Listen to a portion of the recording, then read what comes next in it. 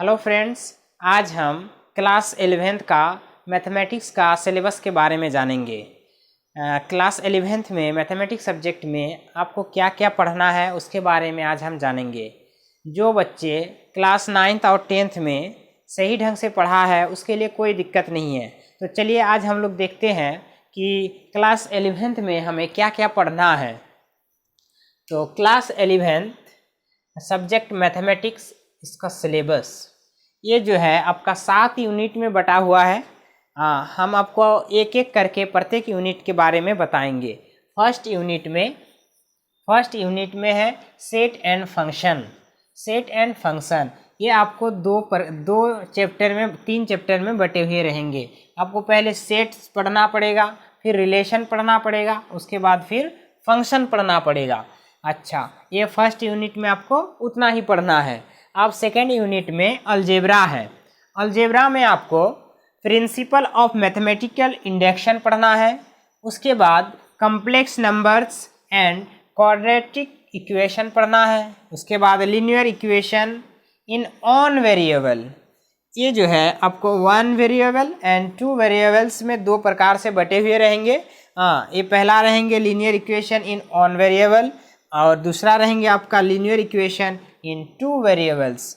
उसके बाद permutation and combination, ये चैप्टर भी आपका बहुत ही इम्पॉर्टेंट रहेगा, क्योंकि अगर ये परम्यूटेशन एंड कम्बिनेशन आप पढ़ते हैं तो आपको आगे जो है क्लास 11th में तो बहुत इंपॉर्टेंट ही रहेगा, महत्वपूर्ण रहेगा ही। क्लास 12 में भी जाके आपको प्रोबेबिलिटी में बहुत आसान होंगे, क्लास 11th में भी आपको प्रोबेबिलिटी में बहुत आसान होगा।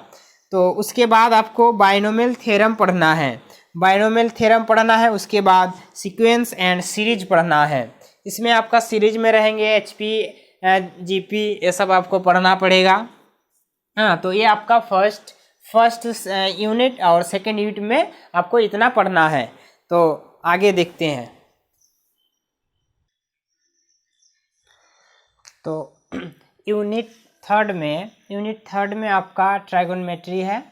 इसमें चलिए देखते हैं कि क्या क्या पढ़ना है। यूनिट थर्ड में ट्राइगोनोमेट्री है। इसमें मेजरमेंट ऑफ एंगल्स पढ़ना पड़ेगा पहले। उसके बाद है ट्राइगोनोमेट्रिक और सर्कुलर और फंक्शन, ये चीज़ हमको पढ़ना पड़ेगा। उसके बाद थर्ड में है conditional identities involving the angles of triangles, ये आपको पढ़ना पड़ेंगे। उसके बाद ट्राइगोनोमेट्रिक इक्वेशन ये आपको पढ़ना पड़ेगा। उसके बाद है सॉल्यूशन ऑफ ट्राइंगल्स पढ़ना पड़ेगा। उसके बाद ग्राफ्स ऑफ ट्राइगोनोमेट्रिक फंक्शन, ये चीज़ पढ़ना पड़ेगा। उसके बाद हम लोग जानेंगे यूनिट थर्ड में क्या क्या पढ़ना था। यूनिट थर्ड में ट्राइगोनोमेट्रिक से इतने सारे चीज़ हमको पढ़ना था। अब यूनिट फोर्थ में कोऑर्डिनेट ज्योमेट्री है। कोऑर्डिनेट ज्योमेट्री में हम लोग को पढ़ना पड़ेगा सबसे पहले स्ट्रेट लाइन, दूसरा में आपका है सर्कल, तीसरा में आपका है पैराबोला और चौथा में आपका है इलिप्स। उसके बाद 5वां नंबर में हाइपरबोला है और 6ठा नंबर में एप्लीकेशन ऑफ कॉनिक सेक्शन। उसके बाद लास्ट में आपका है 3 डायमेंशनल ज्योमेट्री, ये चीज़ आपको पढ़ना है, यानी इसको 3D बोलते हैं, 3D ज्योमेट्री ये हमको पढ़ना है। तो ये थर्ड यूनिट हो गया, ये फोर्थ यूनिट हो गया। चलिए अब हम लोग देखते हैं, उसको मिटा देते हैं। तो चलिए आप देखते हैं यूनिट 5 में कैलकुलस है। यूनिट 5 में कैलकुलस है। क्लास 11th और क्लास 12 के लिए बहुत ही इम्पोर्टेंट रहता है आपका कैलकुलस।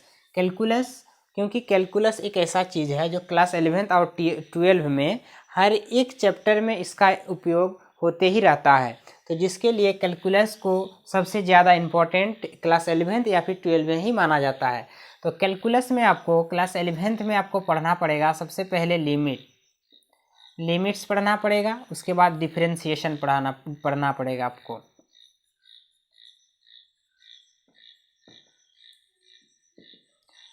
आपको ये दो चीज़ पढ़ना पड़ेगा। कैलकुलस में आपको लिमिट्स पढ़ना पड़ेगा उसके बाद डिफरेंशिएशन पढ़ना पड़ेगा। उसके बाद यूनिट 6 में आपको पढ़ना पड़ेगा मैथमेटिकल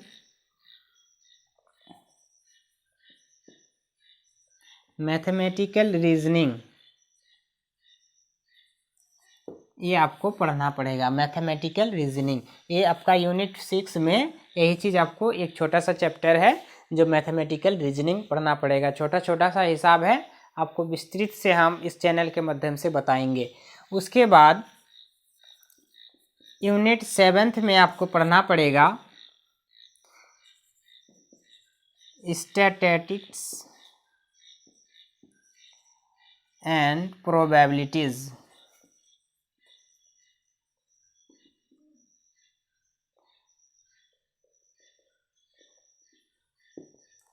आपको ये प्रोबेबिलिटी पढ़ना पड़ेगा, स्टैटिस्टिक्स और प्रोबेबिलिटीज पढ़ना पड़ेगा आपको।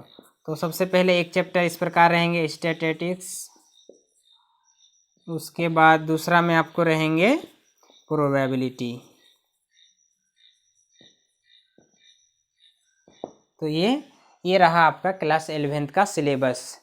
तो आपको क्लास 11th के सिलेबस में दिक्कत नहीं होगा, यही आपको चीज़ पढ़ना पड़ेगा क्योंकि आप भारत के कोई भी जिला, कोई भी राज्य से, कोई भी बोर्ड से आप पढ़ते होंगे, हाँ, उससे कोई दिक्कत नहीं है। आपको यही सिलेबस को फॉलो करना है। तो हमारे चैनल के साथ बने रहिए। फिर मिलते हैं हम क्लास 11th का एक्सरसाइज को लेके। हम क्लास 11 में जो सिलेबस लिखा है, ये सबसे पहले हम कैलकुलस को शुरुआत करेंगे और डिफरेंशिएशन पढ़ाएंगे। जैसे मैंने क्लास 12 में कैलकुलस से आपका डिफरेंशिएशन शुरुआत किए हैं, उसी प्रकार हम क्लास 11th में भी डिफरेंशिएशन चैप्टर शुरुआत करेंगे। क्योंकि डिफरेंशिएशन जो है सिर्फ गणित में ही, क्लास 11th या 12 में सिर्फ गणित में ही प्रयोग होता है, ऐसी बात नहीं है। आप फिजिक्स पढ़ेंगे अगर तो भी उपयोग होता है, इंटीग्रेशन, डिफरेंशिएशन ये सब यूज होता है। केमिस्ट्री पढ़ेंगे तो भी आपको फिजिकल केमिस्ट्री में आपका उपयोग होता है। तो इसीलिए मैं जो है सबसे पहले ये डिफरेंशिएशन, इसके बाद इंटीग्रेशन आपको पढ़ाऊँगा। तो हमारे चैनल के साथ बने रहिए। फिर मिलते हैं हम अगले वीडियो में। जय हिंद।